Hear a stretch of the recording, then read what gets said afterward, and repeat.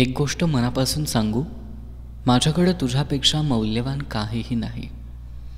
कुणीतरी आपल्याला समजून घ्यावं, हळूच म्हणावं, काही नाही होत रे, मी आहे तुझ्यासोबत.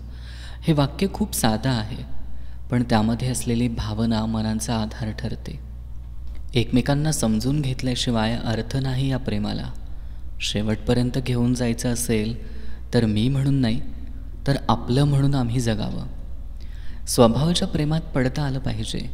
चेहरा बघून तर कुणी पण प्रेम करतं. आयुष्यात शोधून प्रेम करणारी व्यक्ती सापडत नसते. नशिबात असेल तर देव त्या व्यक्तीची भेट करूनच देतो. त्या व्यक्तीला आपल्या आयुष्यात आणतोच. आपल्याला सांभाळून घेणारी व्यक्ती आपल्या आयुष्यात असेल तर कोणत्याच गोष्टीची भीती नसते.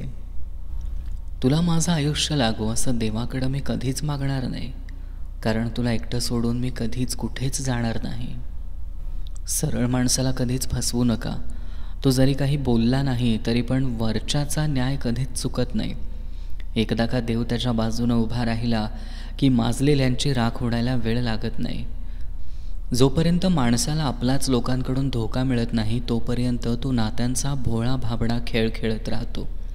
पण एकदा का आपलेच विश्वासघात करू लागतात तेव्हा त्याला कळतं, नाती नाही तर आपण चुकलोय. आपलं कुणीतरी असणं हे महत्त्वाचं नाही, आपण कुणाचं तरी आहोत हे महत्त्वाचं आहे. आपण कुणासाठी कधीच महत्त्वाचे नसतो. महत्त्वाची असते ती त्या व्यक्तीला आपल्याकडून असणारी गरज. गरज संपली, नातं संपलं. रडल्यानंतर जी झोप लागते ना, ती कोणतीही झोपेची गोळी देऊ शकत नाही.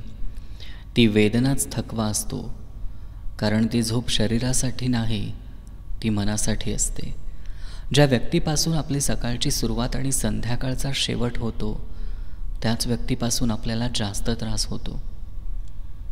मरेपर्यंत तुला आठवण येत राहील. कुणीतरी तुझ्या प्रेमात पडलं होतं. एकत्र येण्याची आशा नव्हती, पण तरीही तुझ्यावर वेड्यासारखं प्रेम केलं होतं. दिवसही पुरत नाहीत तुझी आठवण काढायला. तुलाही आवडतं का गं माझ्या आठवणीत रमायला? आहे कोणीतरी माझ्या आयुष्यात जी कधी मला एकटं पडू देणार नाही. आता तुझ्यासोबत वाद घालण्याची हिंमत नाही राहिली. तुला जसं वाटेल तसं कर, मी काहीच नाही बोलणार. लोक म्हणतात नातं हे विश्वासावर टिकतं, पण मला असं वाटतं की नातं हे समोरच्याला मनापासून टिकवायचं असेल तरच टिकतं. तुला मिळवता नाही आलं हे दुःख आयुष्यभर राहील, पण प्रेम मात्र आयुष्यभर तुझ्यावरच करत राहीन. मी तुझ्या आयुष्यातील पहिली व्यक्ती आहे की नाही यानं मला फरक पडत नाही, कारण मला तुझ्या आयुष्यातील शेवटची व्यक्ती व्हायचं आहे. प्रेम एकदाच करायचं, पण ते असं करायचं ना की त्या व्यक्तीला विसरता विसरता संपूर्ण आयुष्य संपून गेलं पाहिजे.